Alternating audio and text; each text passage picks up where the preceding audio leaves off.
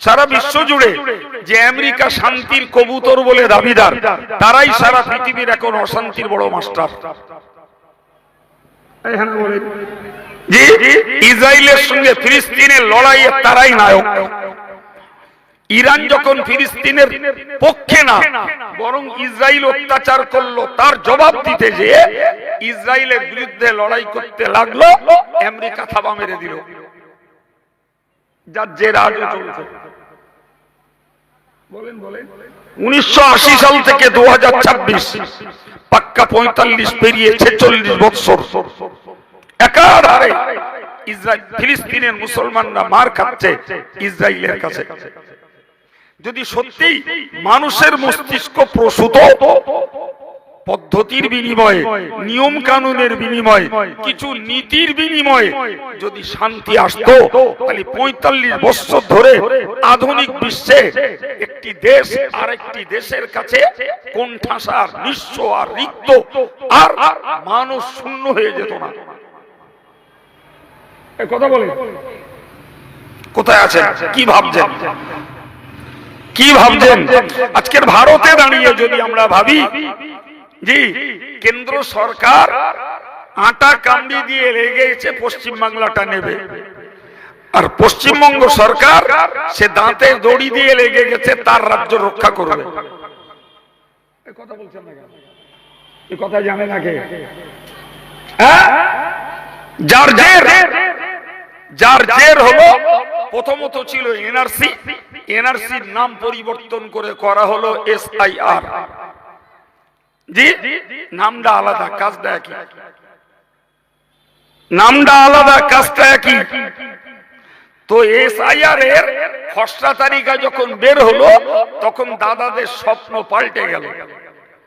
দাদাদের স্বপ্ন ছিল SIR করে তারা মুসলিম জাতিটাকে কোণঠাসা করে শূন্য করবে আর তাদের জাতিটাকে তারা রক্ষা করবে।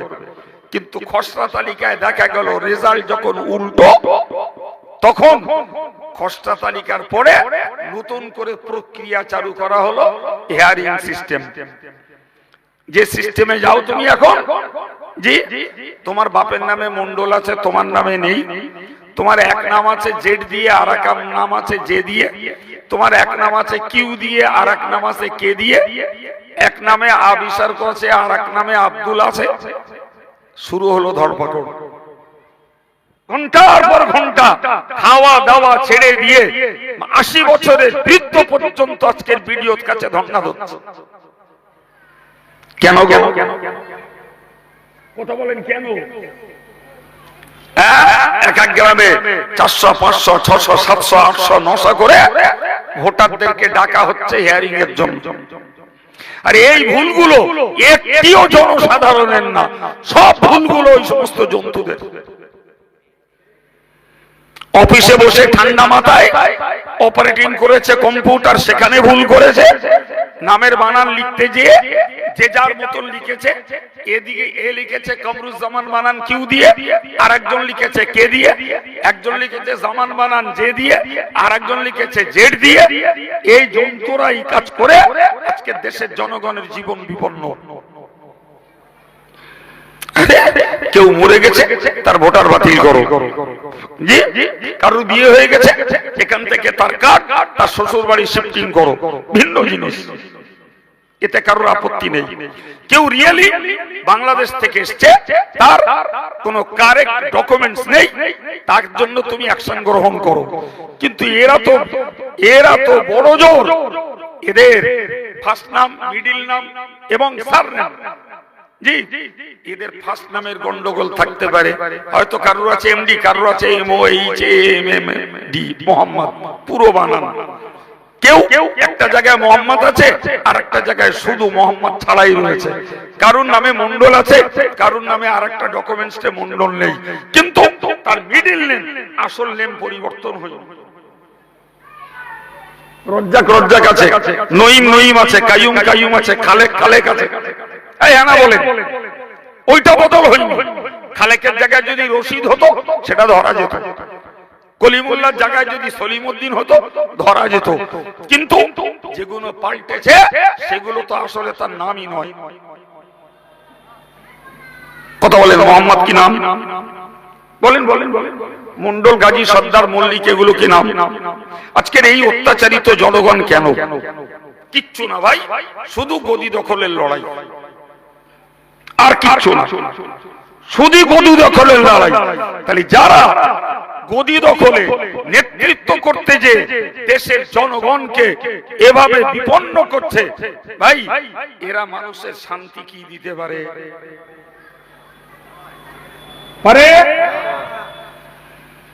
আমি এই জন্যই গল্পটা বললাম যে এই মানুষ যদি ধর্ম করে, মানে ধর্মের নিয়ম তৈরি করে, তাহলে এরা মানুষের কি শান্তি দেবে? রাজনীতি করতে যে আগুন লাগাচ্ছে, আর এরা ধর্মনীতি তৈরি করে মানুষের শান্তি দেবে? পক্ষান্তরে আপনি মিলিয়ে নেন, আমি আপনাকে মিলিয়ে দিচ্ছি। জি, ইসলাম মানে শান্তি নয় বাবা। এও আমাদের মাঝে একটা ভুল প্রচলন। প্রচুর লোকে বলে ইসলাম মানে শান্তি। নেভার। মনে রাখুন, ইসলাম মানে হলো আনুগত্য স্বীকার করা। কি বলেছি বলে মুখস্থ করুন। ইসলাম মানে আনুগত্য স্বীকার করা, ইসলাম মানে আত্মসমর্পণ করা। সুবহানাল্লাহ। জি, কার কাছে? ইসলাম হলো আল্লাহ এবং রাসূলের বিধানের কাছে আত্মসমর্পণ করার নাম ইসলাম। আর আল্লাহ এবং রাসূলের বিধানের কাছে যারা আত্মসমর্পণ করে, আলহামদুলিল্লাহ, তারা শান্তি পায়। আর একটু জোরে বলুন। আবার বলছি, আল্লাহ এবং রাসূলের কাছে যারা আত্মসমর্পণ করে তারা শান্তি পায়। এই জন্যই বলে ইসলাম মানে শান্তি। কিন্তু অ্যাকচুয়াল আবিধানিক অর্থে, শাব্দিক অর্থ হলো ইসলাম মানে আনুগত্য স্বীকার করা, আত্মসমর্পণ করা। কথা বোঝাতে পারলাম? এবার আপনি মিলিয়ে নেন।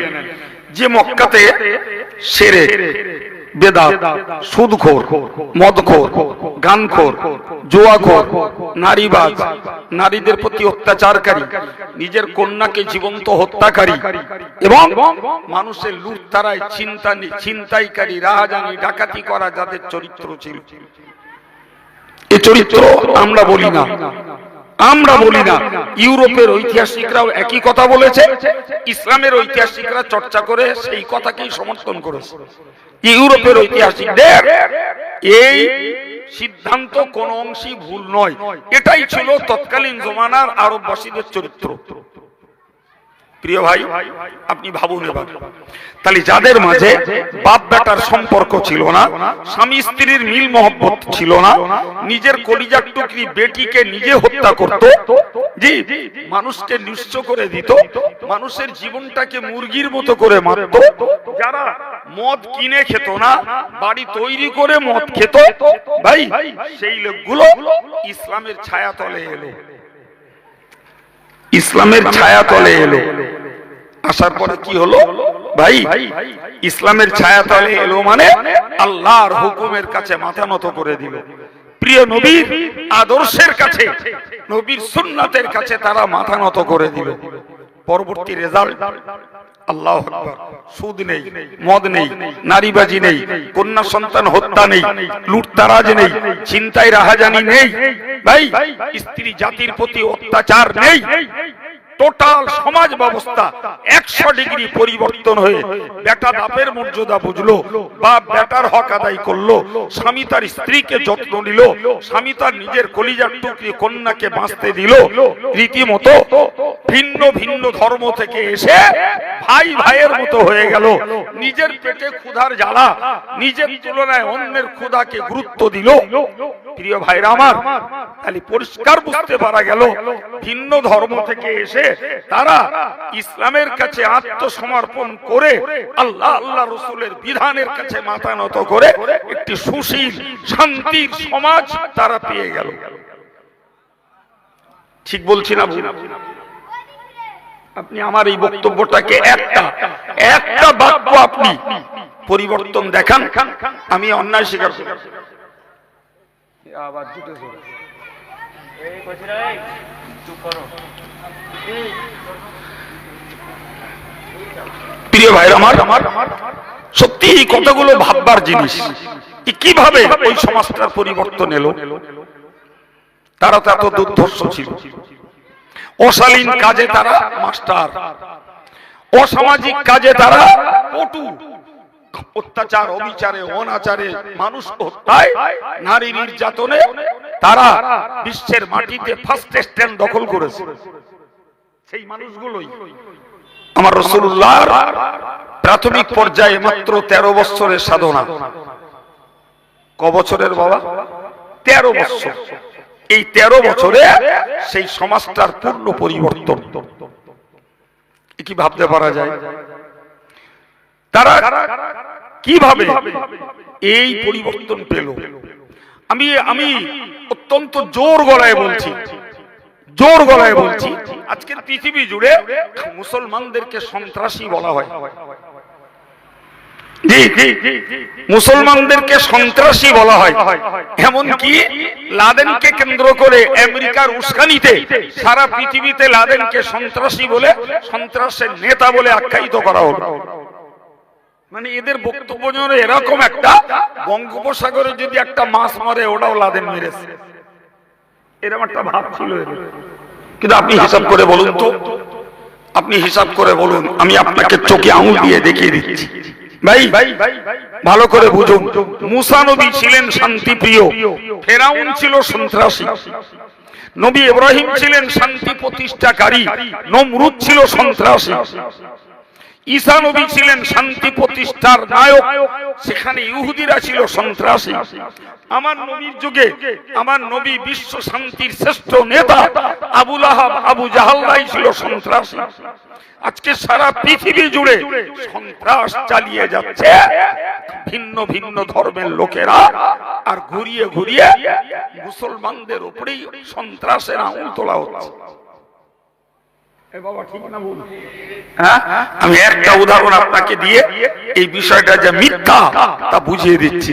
আচ্ছা বলুন তো, এ পর্যন্ত আমাদের প্রতি বিশুদ্ধগার, কখনো টুপির বিরুদ্ধে, কখনো দাড়ির বিরুদ্ধে, কখনো মসজিদকে বলা হচ্ছে অস্ত্র কারখানা, কখনো মাদ্রাসাকে বলা হচ্ছে সন্ত্রাসী শিক্ষার জায়গা, কখনো মুসলিম পার্সোনাল লর উপরে হস্তক্ষেপ, কখনো আমার নবীর চরিত্রের পুত পবিত্র চরিত্রের উপরে কলঙ্কের দাগ, কখনো কোরআনের উপরে বিশুদ্ধগার করা হয়েছে না? আচ্ছা এরা কি মনে করে যে আমরা কি বোবা না নুলো? আমাদের কি কলম চলে না? ভাবেন, কথা বলেন, কথা বলেন। আমাদের কলম চলে না, আমাদের মুখে ভাষা আল্লাহ দেয়নি।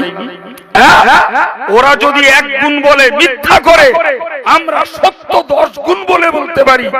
ওদের এগেইনস্টে 10 গুণ কথা বলতে পারি, ওদের এগেইনস্টে আগুন জ্বালালি কেউ রেখে দিতে পারি।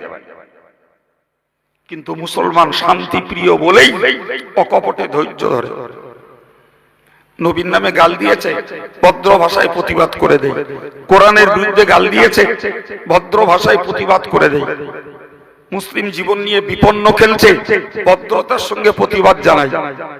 জি, কারণ আমার আল্লাহ আমাদেরকে নিষেধ করেছে যে তোমরা পরধর্মের মানিত দেবদেবীকে গালি দিও না। গালি দিলে ওরা তোমার আল্লাহকে গালি দেবে, না জেনে না শুনে। আমার আল্লাহর দেওয়া সাজেশন, তোমরা গাল দিও না। তাহলে আমাদের কলমও চলে, মুখও চলে, কিন্তু শান্তি প্রিয় বলেই তাদের ওই বিশুদ্ধগারের পাল্টা বিশুদ্ধগার আমরা করি না। যদি পাল্টা বিশুদ্ধগার আমরা করতাম, ভারতবর্ষ একদিন ততদিন তছনছ হয়ে যেত। এটাই হলো মুসলমানের শান্তি প্রিয়তার লক্ষণ। কথা বুঝতে পারেননি? মুসলমান যে শান্তি প্রিয়, এরা যে অশান্তি চায় না, এটাই এর বড় লক্ষণ। তুমি গাল দিতে পারো, আমি পারি না।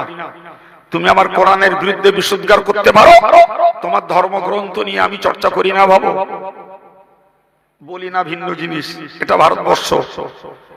সুতরাং এখানে এখানে অন্য ধর্মের লোককে কনভিন্স করার কথা বলা আইনত নিষেধ, যেটা বাংলাদেশের মৌলবীরা পারে।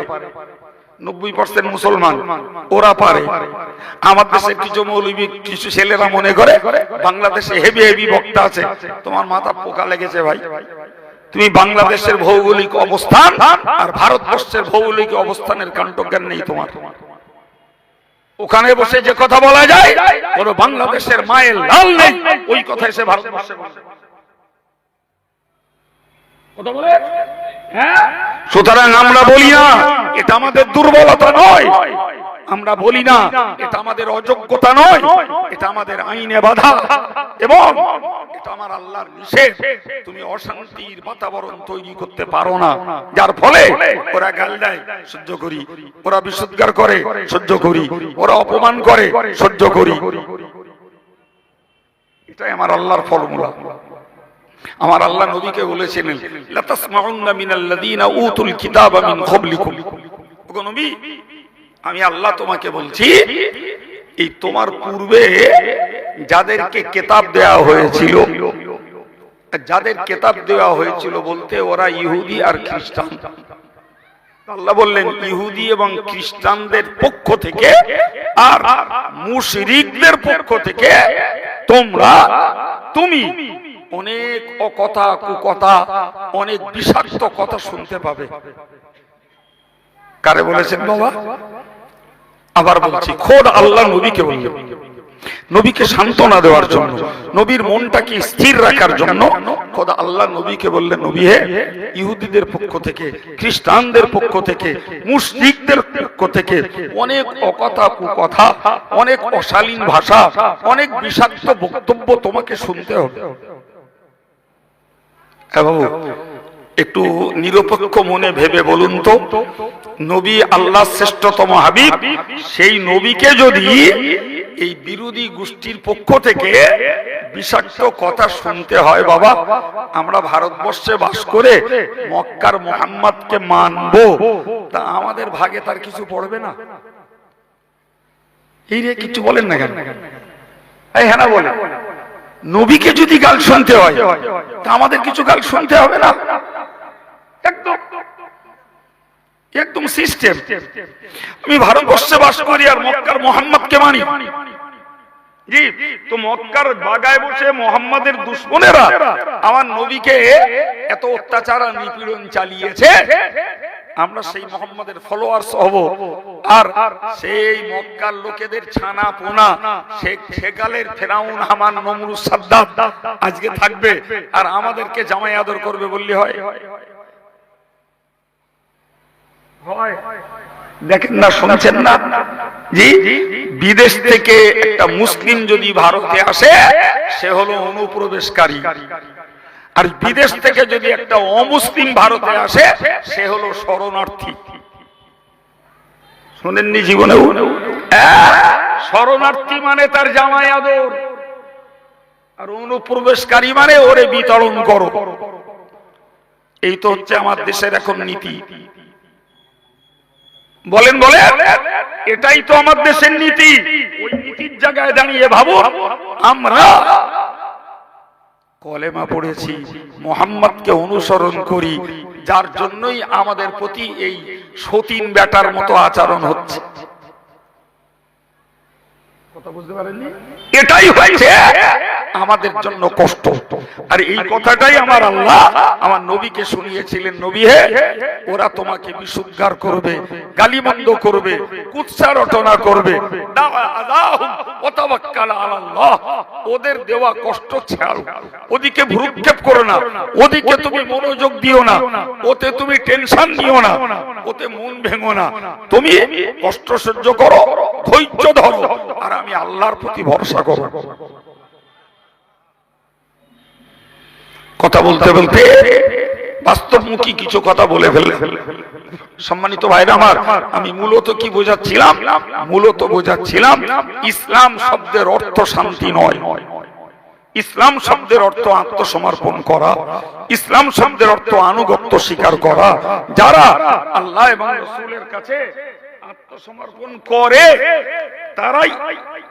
তারাই শান্তি পায়। তারই প্রকৃষ্ট প্রমাণ মক্কাবাসীদের সুদীর্ঘ নবী ঈসা থেকে শুরু করে জি আমার রাসূলের রাসূল হওয়া পর্যন্ত 600 বছর চলে গেছে।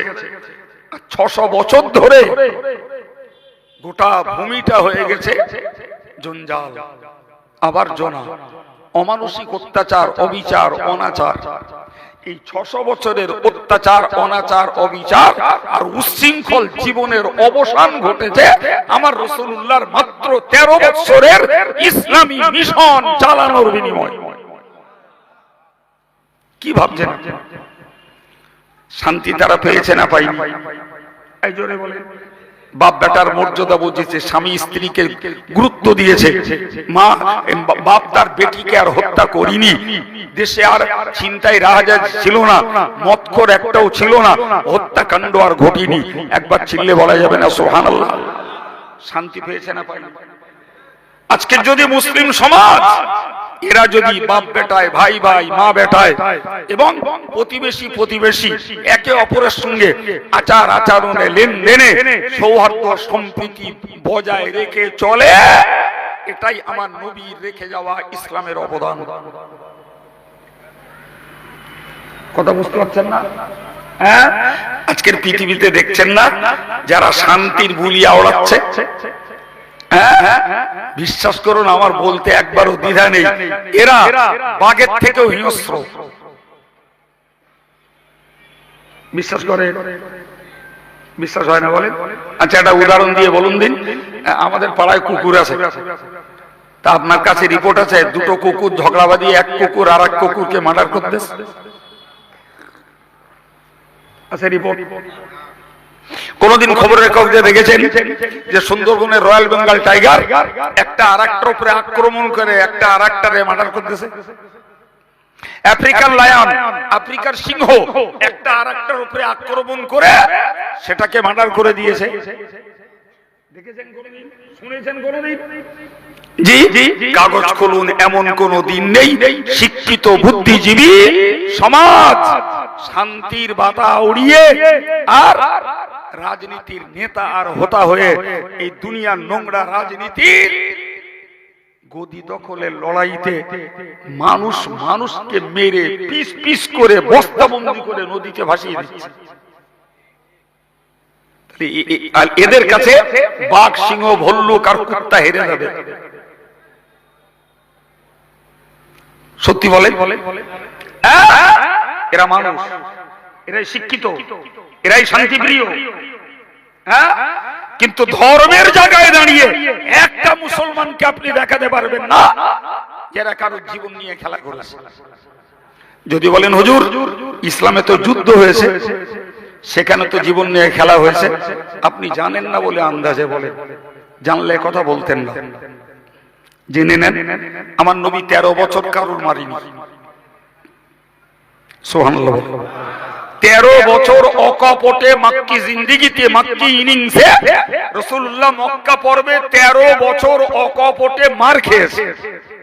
মক্কা থেকে হিজরত করে মদিনায় গেলেন। আমার আল্লাহ নির্দেশ দিলেন যে এবার তুমি প্রতিহত করো, প্রতিহত করো। তার মানে তোমাকে যদি কেউ মারে পাল্টা তুমি প্রতি আঘাত করো। ফলে আমার রাসূলুল্লাহ তার লাইফে এক পিস মানুষকেও মারেননি, এক পিস কেউ। রেকর্ড খুলে বার করুন যে নবী কাউকে একটা কাউকে মেরেছে। বাকি যেগুলো মরেছে, তুমি আমায় মারতে এসছো, আমি আমার মাথাটাতে গেছি, তোমার উপরে পড়েছে, ও দোষ তো আমার না। জানেন রাসূলুল্লাহ কোন যুদ্ধে যদি সেনা পাঠাতেন, সেনা পাঠালে নবী কতগুলো ইনস্ট্রাকশন দিয়ে দিতেন, শুনুন, মুখস্থ করুন। নাম্বার 1, রাসূলুল্লাহ বলতেন প্রথমত ওদের কাছে যে কলেমার দাওয়াত দাও। সুবহানাল্লাহ। যদি ওরা কলেমা পড়ে নেয়, ইন্নামাল মুমিনুনা ইখওয়া, তুমিও ঈমানদার ও ঈমানদার ভাই ভাই, অতএব লড়াই নাই। নাম্বার 2, যদি তারা কলেমা না পড়ে তাদেরকে দ্বিতীয় একটা সুযোগ দাও, সেটি কি? তোমরা হাত থেকে অস্ত্র ফেলো। তুমি অস্ত্র হাতে নিয়ে আমাদের সামনে এসো না, তোমার সঙ্গে আমাদের মোকাবেলা নাই। সুবহানাল্লাহ বলে। যদি কলেমা না পড়ো আর অস্ত্র যদি না ফেলো, তাহলে তৃতীয় পর্যায় হলো যে তুমি আক্রমণ করো না, যদি আক্রমণ করো তখন কিন্তু আমি আর ছাড়বো না। এই কথা বোঝা যাচ্ছে কি? তাহলে এতে কি প্রমাণ হচ্ছে? নবী আগে থেকে মেরেছে। আপনি শুনলে অবাক হয়ে যাবেন। জি, রাসূলুল্লাহ মক্কা ছেড়ে হিজরত করে মদিনায় গেলেন। 8 বছর পরে আল্লাহর নির্দেশ মতো 10,000 সাহাবী নিয়ে সেই মক্কা বিজয় করতে গেলেন। সেই মক্কা বিজয় করতে গেলেন। লম্বা ইতিহাস, আমি লম্বা করে বলে সময় খাওয়ানো লোক না, প্রয়োজনটুকু বলছি। রাসূলুল্লাহ মক্কায় গেলেন। তখনও মক্কায় প্রচুর পরিমাণে অমুসলিম বাস করছে। কারা তারা? যারাই নবীকে ওখানে অমানসিক অত্যাচার চালিয়ে নবীকে কাঁকর মেরেছে, পাথর মেরেছে, নবীকে রক্তাক্ত করেছে, নবীকে সামাজিক বয়কট করে দিয়েছে, নবীর রুকু নামাজের সিজদা অবস্থায় তার পিঠে উটের পচা জোলাম চাপিয়ে দিয়ে মারার চেষ্টা করেছে, রুকু হালাতে নবীর গলায় রশির ফাঁস পরিয়ে নবীকে দম লাগিয়ে মারবার চেষ্টা করেছে। জি, এমন কি যে রাত্রিতে নবী হিজরত করে মদিনার পথে পা বাড়ান, সেই রাতেও তারা ওই ঘরটাকে অবরোধ করে আমার নবীকে জীবনের মতন জীবন লীলা সংবরণ করে দিতে চেষ্টা করেছে। তারাই আজকে নবীর সামনে, তারাই। আমার নবী 3টে কথা বললেন। নাম্বার 1, মান দাখালা দারা আবি সুফিয়ান ফাহুয়া আমিরু। তখনকার লিডার আবু সুফিয়ান, নবীর নিজের চাচা, 21 বছরের দুশমন। ক বছরের বলেছি বাবু? 21 বছর ধরে এক টানা আমার নবীর দুশমনি করে এসেছে। জি, সেই চাচা তখনও সেদিন ওই মক্কার অমুসলিমদের লিডার। আমার নবী কি একটা কথা বললেন, ব্রেন কাজ করলো না ওদের। আমার নবী বললেন, যারা আবু সুফিয়ানের ঘরে কি হয়েছে?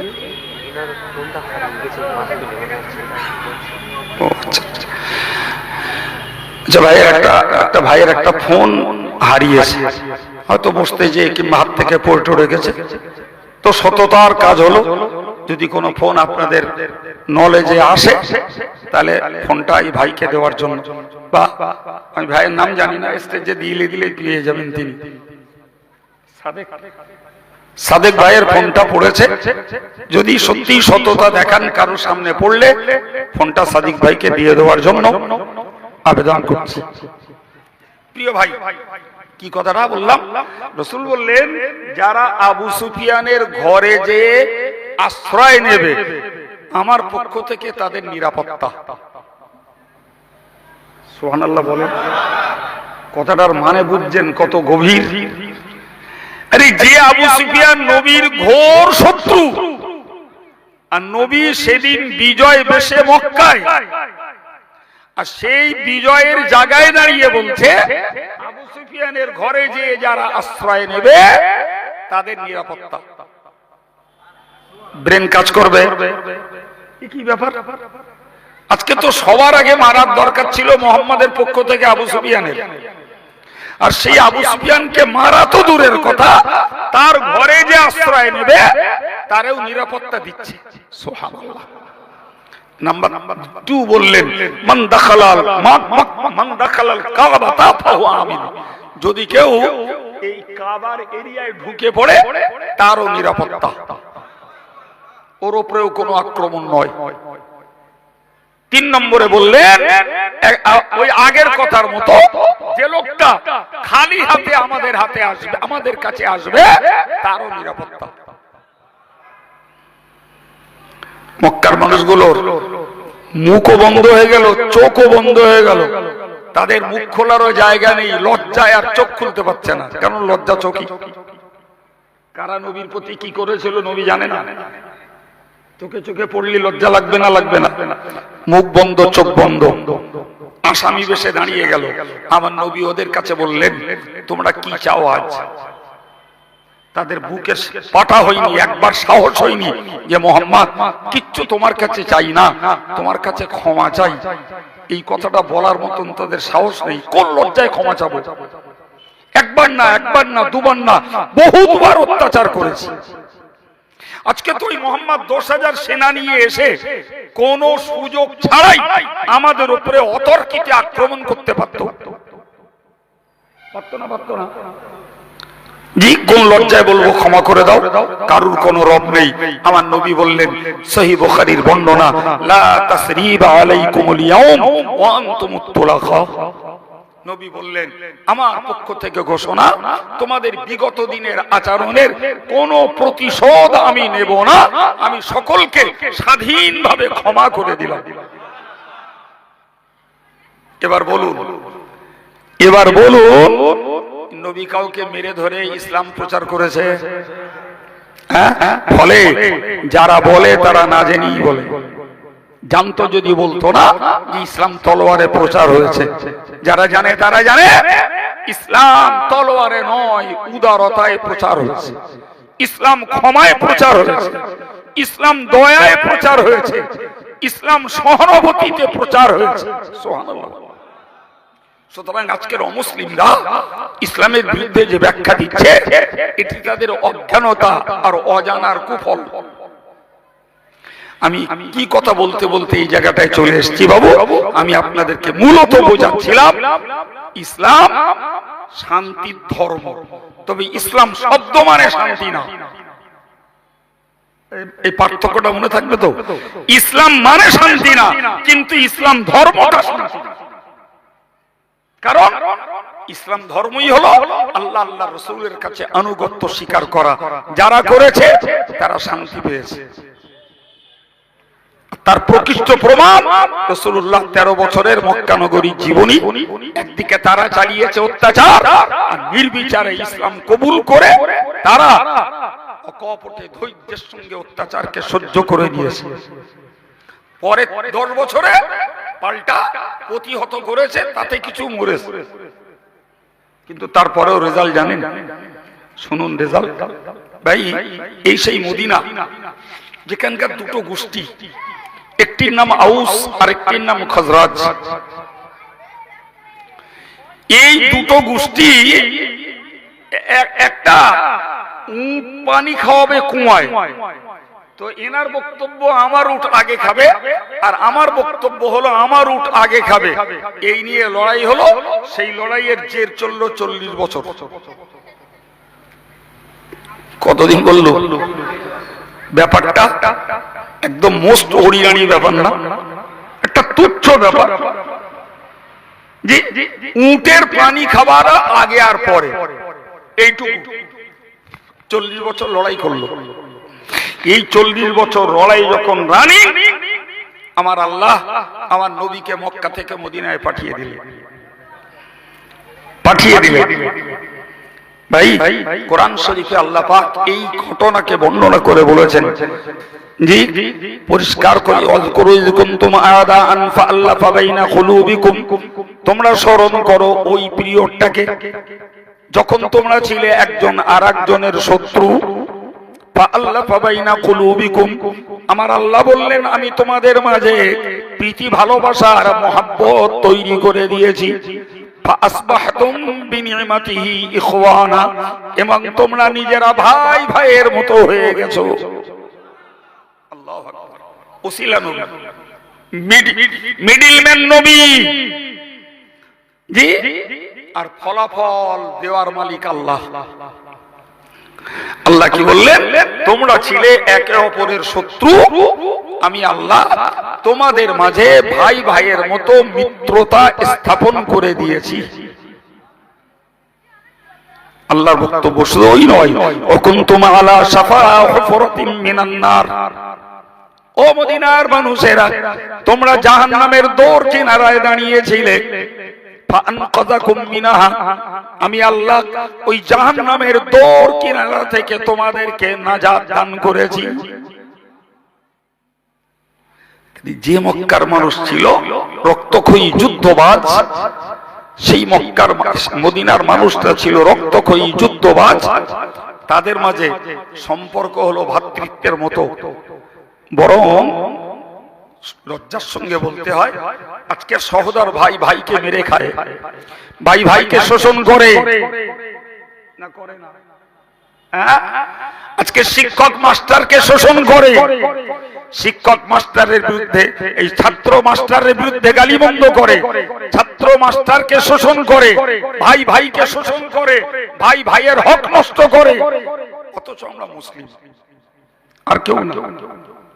আর রাসূলুল্লাহ বলছেন তোমাদের মাঝে শত্রুতা ছিল, আমি আল্লাহ তোমাদের মাঝে ভ্রাতৃত্বের বন্ধন তৈরি করে দিলাম। কতটা ভ্রাতৃত্ব শুনলে অবাক, শুনলে অবাক হতে হবে। আল্লাহ মক্কা থেকে হিজরত করে মানুষ গেছে মদিনায়, মদিনায় তাদের গোদা বাংলায় চাল চুলো কিচ্ছু নেই। আমার নবী বললেন যারা মক্কার ভাইদের জায়গা দেবে আল্লাহ তাদের জান্নাতে জায়গা দেবে। মদিনার আনসারী সাহাবীগুলো পাগল হয়ে উঠলো, ইয়া রাসূলুল্লাহ মক্কার ভাই এলে আমাকে একটা দেবেন। এই করে করে যাকে আমাদের দেশে ঘরে বলে জায়গির সিস্টেম বা ইংরেজিতে বলে লজিং সিস্টেম। জি প্রিয় ভাই আমার, তো একজন সাহাবী মক্কা থেকে হিজরত করে নবীর কাছে গেলেন। ভাই তো এই মদিনার একজন আনসারী সাহাবীকে নবী ডেকে বললেন যে আব্দুর রহমান এই সাদকে তোমার ভাই বানিয়ে দিলাম। সুবহানাল্লাহ। উনি তাকে ডেকে নিয়ে বাড়ি গেলেন, গিয়ে বললেন লা কাসিমুকা মালি বাইনি ওয়া বাইনাকি, ভাই আসুন, আল্লাহ রাসূল আপনাকে আমার ভাই বলেছেন, তা আমার যা মাল আছে অর্ধেকটা আমি নেই আর অর্ধেকটা আপনি নেন। আর একটু জোরে বলেন। আর আপনি তো নতুন মানুষ, আপনাকে কেউ মেয়ে দেবে না। জি তো আমার দুটো স্ত্রী, আমি একটা স্ত্রীকে তালাক দিচ্ছি।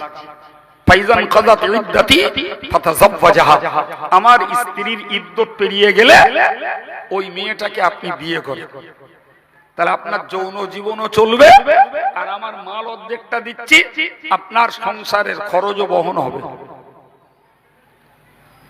কারে ভাই বলে বোঝা যাচ্ছে? তার মানে মায়ের পেটের ভাইয়ের তুলনায় আমার রাসূলের গড়ে দেওয়া ঈমানি ভ্রাতৃত্ব, ঈমানি ভাই আরো গাঢ়। কারণ মায়ের পেটের ভাই ভাইয়ের হক নষ্ট করছে, ভাইয়ের মাল নষ্ট করছে না, করে না?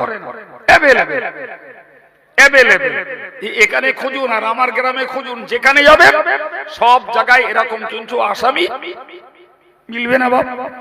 আর এই নবী সাহাবীরা কি করছে? অবাক কাণ্ড, নিজের মালের অর্ধেক ভাগ দিচ্ছেন, নবী যেহেতু ভাই বলেছেন, নিজের দুটো স্ত্রী একটাকে তালাক দিয়ে বিয়ে করতে আবেদন করছে।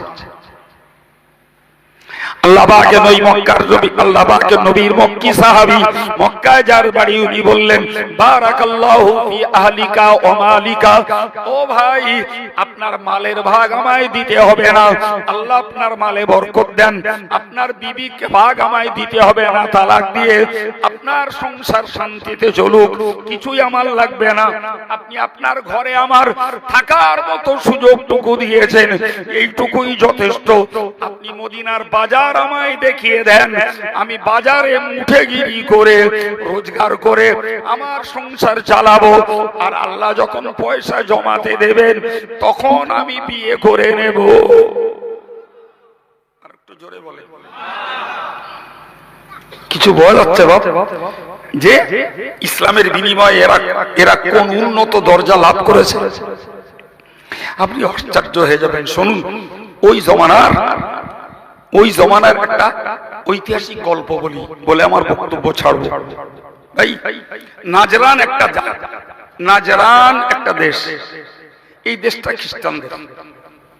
তখন টেলিফোনের যুগ না, সোশ্যাল মিডিয়া বলতে কিচ্ছু নেই। জি তো মদিনার কিছু ব্যবসায়ী কাফেলা নাজরানে গেছে ব্যবসা করতে। তো সেইখানে যে গল্প করেছে যে মক্কা থেকে একজন ব্যক্তি আমাদের ওখানটায় এসেছে, এই 8-9 মাস হলো, এই 8-9 মাসের মধ্যে মদিনার সমাজ ব্যবস্থা পুরো পরিবর্তন হয়ে গেছে। কিন্তু নাজরানের খ্রিস্টানরা জানতো মদিনা কত উচ্ছৃঙ্খল এবং কত রক্তক্ষয়ী জায়গা, ওরা জানতো। তো ওরা বিশ্বাস করতে পারলো না, বলে বলছো কি? বলে হ্যাঁ, যেটা বলছি ওটা সত্য। যাই হোক, এরা ব্যবসা বাণিজ্যের কাজ মিটিয়ে চলে এসছে। নাজরানের খ্রিস্টানদের 60 জন ধর্মযাজক পাদ্রী, আমাদের বোঝার জন্য বলি আমাদের ইমাম যেরকম ওই রকম টাইপের পদের 60 জন ব্যক্তি, তারা নাজরান থেকে মদিনায় এসছে সত্যটাকে উদ্ঘাটন করার জন্য। যে এরা যে রিপোর্টটা দিয়ে গেল সত্যিই কি এই রিপোর্টটা সঠিক? তাদের ভালো বলতে হবে, তাদের যে নিজেদের টানে সত্য সন্ধানে খরচা করে সময় নষ্ট করে কষ্ট করে মদিনায় এসছে। তো মদিনায় যখন এসছে তখন দুপুর হব ভাব। আর আমরা এটা জানি বাবু, দুপুর বিকেল রাত সন্ধ্যা বাজারে গেলে লোক পাওয়া যায় না, যায় না জি? তো ওনারা মদিনার বাজারে গিয়ে দাঁড়িয়েছে, খোঁজ খবর নেবে কোন লোকটা এসছে, তার কোথায় পাওয়া যাবে, তার সঙ্গে আমরা মেট করব, সাক্ষাৎ করব, এরকম নিজেরা ইনকাম করছেন। ইন দি মিন টাইমে এই জীবনের প্রথম তাদের কানে পড়ল মসজিদে নববীর মধুর স্বরের আল্লাহ নামের ধ্বনি, আল্লাহু আকবার আল্লাহু আকবার, জোহরের আযান। এই আওয়াজ কানে পড়তেই মদিনার বাজারের ক্রেতা বিক্রেতা যারাই ছিল কেউ তার মাল গোছায়নি। দোকানদার তার ক্যাশ বাক্সে তালা মারে না, দোকানের মাল দোকানে, ক্রেতার মাল কেনা, ওই অবস্থায় ফেলে রেখে পিঁপড়ে শাড়ির মতন চললো একদিকে। আর একটু জোরে বলে কোন দিকে যাচ্ছে? ওরা বলো জানে না। এই আল্লাহর নামের ধ্বনি ওদের কানে আজ প্রথম পড়লো, আর এই যে একটা আওয়াজ পেলো আর এইদিকে একদিকে যাচ্ছে, এরা যাচ্ছে কোথায় এরাও জানে না। মুহূর্তের ভিতরে মদিনার বাজার শূন্য, কিন্তু চোখে যেটা দেখলো ওরা, কি যে মদিনা চুরি ছিনতাই রাহাজানির জায়গা, সেখানে মাল কেউ হেফাজত করে না, কেউ ক্যাশ বাক্সে পর্যন্ত তালা মারে না, দোকানের ঝাঁপ ফেলে না। ব্যাপারটা কি? ওদের চোখ যেন বিশ্বাস করতে পারছে না। তো যাই হোক, এনারাও যখন ওই দিকে গেছে, এই লোকগুলো একটু দাঁড়িয়ে ওই দিকে গেলেন। ততক্ষণে মসজিদে নববীর জোহরের জামাত হয়ে গেছে। সাহাবারা বেরোচ্ছে, এনারা একজনকে ডেকে বললেন, ভাই আমরা নাজরান থেকে এসেছি, আমরা এই মোহাম্মদ নামীয় লোকটার সঙ্গে একটু দেখা করতে চাই। তা আপনারা কারা? বলল আমরা নাজরানের খ্রিস্টীয় ধর্মযাজক, পাদ্রী। সাহাবী যে নবীকে বললেন, ইয়া রাসূলুল্লাহ কয়েকজন লোক এসেছে 60 জন, তারা আপনার সঙ্গে সাক্ষাৎ করতে যায়। রাসূল তাদের পরিচয় নিলেন, নেয়ার পরে কি করবেন, কোথায় কি করবেন, কিছু সাহাবাদেরকে নিয়ে বসে একটা পরামর্শ করলেন যে এই লোকগুলোর সঙ্গে কোথায় বসে একটু কথা বলা যায়। একজন সাহাবী বললেন, ইয়া রাসূলুল্লাহ এখন তো সূর্য পশ্চিম দিকে ঢলে গেছে, পাহাড়ের পূর্ব দিকটা ছায়া হয়েছে, তো এই পাহাড়ের ছায়ায় যেয়ে বসলে হবে। নবী বললেন, আহা এই লোকগুলো তো ওই ধরনের নয়, এরা প্রথমত ভিন্ন ধর্মী, দ্বিতীয়ত এরা সেই ধর্মের লিডার, তৃতীয়ত এরা আমার মেহমান, এরা আমার অতিথি, ফলে এদেরকে ওই রকম জায়গায় বসতে দেওয়া যায় না। সুবহানাল্লাহ বলে নবীর ভাবনাটা বুঝুন।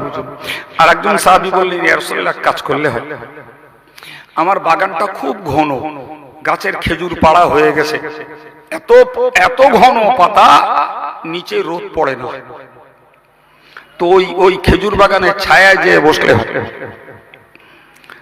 নবী বললেন, এটাও ওই মানুষগুলোর জন্য সম্মানজনক নয়। এখন উপায়, নবী লেটেস্ট সিদ্ধান্ত নিলেন, আমার যেটা আছে এটাই ভালো। কি আছে রাসূলের? এই কাঁকর পাথরের নুড়ির মেজে, খেজুরির পাতার দেওয়াল, খেজুরির পাতার ছাউনি, মসজিদে নববী। তখন অমুসলিমদের জন্য মসজিদে ঢোকা শরীয়তে নিষেধ হয়নি।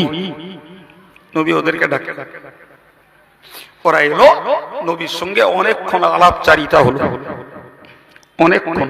এমনকি ইতিহাসে লেখা হয়েছে ওই লোকগুলো চাইলো যে আমরা আমাদের ধর্ম পালন করব। ভাই মদিনা থেকে কাবা শরীফ দক্ষিণ দিকে, আর ওরা ধর্ম করে পূব দিকে ফিরে। তো রাসূল ওদের অনুমতি দিলেন, ওরা পূব দিকে ফিরে ওদের ধর্ম আচরণ করে নিল। অনেক কথা বলে জি। ওরা নবীকে জিজ্ঞাসা করলো যে এই যে সমাজ ব্যবস্থাটা আপনি পরিবর্তন করেছেন, যারা মাড্ডাঙ্গা রক্তপাত ছাড়া কিছু বুঝতো না, তারা এক ডাকে একদম মিলিটারি প্যারেডের মতো একজন রুকু করছে, এরা রুকু করছে, একজন মুখ মাটিতে সেজদা করছে আর সবাই সেজদা করছে, যেন একদম পুরো ট্রেনিং প্রাপ্ত। তাই হয় না জমাতের নামাজ কেরাম হয়? তো ওরা জিজ্ঞাসা করলো আপনি এই পরিবর্তন কেমনে করলেন? আমার রাসূলুল্লাহ এক কথায় বলেছিলেন, আমি এদের ভিতরে একটা জিনিস তৈরি করেছি, সেটি হলো আল্লাহর ভয়। আর একটু জোরে, আরো একটু জোরে। হে ছেলে, আল্লাহর ভয় যদি হৃদয়ে ঢোকে, রাতের আঁধারেও নামাজ পড়ে শোয়া যায়। আর আল্লাহর ভয় যদি হৃদয়ে না ঢোকে, মসজিদে যায় ঝগড়া বাঁধাতি, নামাজ না পড়ে বাড়ি আসে। এই ভুল বলছি না কি বলছি? মসজিদ চত্বরে বিচার বসে, আসরের আজান হলে বিড়ি খাওয়ার ছুটি নেই, নামাজ হয়ে গেলে আবার বিচার করতে বসে। আমার চোখে দেখা কথা বলতে পারেননি? আল্লাহর ভয় কলিজায় ঢুকলে মাঠের মাঝখানেও আলিতে গামছা বিছিয়ে নামাজ পড়ে নেওয়া যায়। আর আল্লাহর ভয় যদি না ঢোকে, ওয়াজের মজলিসে এসে নামাজ কাজা করে বাড়ি যাওয়া যায়। সুতরাং আমি শুরু থেকে একটা না আমার অভ্যাস, উঠলে আলোচনা করি, যতটুকু দেওয়ার থাকে ততটুকু দিই জি। তো একটা না কিছু কথা আল্লাহ বলিয়েছেন, কি বলেছি আর কি শুনিয়েছি, আপনারা অতি আগ্রহে কথাগুলো শুনেছেন, ধন্যবাদ। আল্লাহ কবুল করুন। আমার গোড়ার বক্তব্য অনুযায়ী বোঝাতে চাই বাবু, আমরা মুসলিম পরিবারে জন্ম নেওয়া মুসলমান, সুতরাং আমাদের প্রত্যেকের একান্ত উচিত হলো যে আল্লাহ রসুলের বিধানের কাছে আত্মসমর্পণ করে নিজের জীবনটাকে নিজের তৈরি করার চেষ্টা করা। চাষ করব না, সেলাই করব না, ব্যবসা করব না, কোনো মেকানিক্যাল কাজ করব, রোজগারের হালাল মাধ্যম অনেক আছে রে বাবা জি, কিন্তু ধর্মটা প্রত্যেকের নিজস্ব সম্পদ। আল্লাহ বুঝ দেন। বিদায়ের আগে বলবো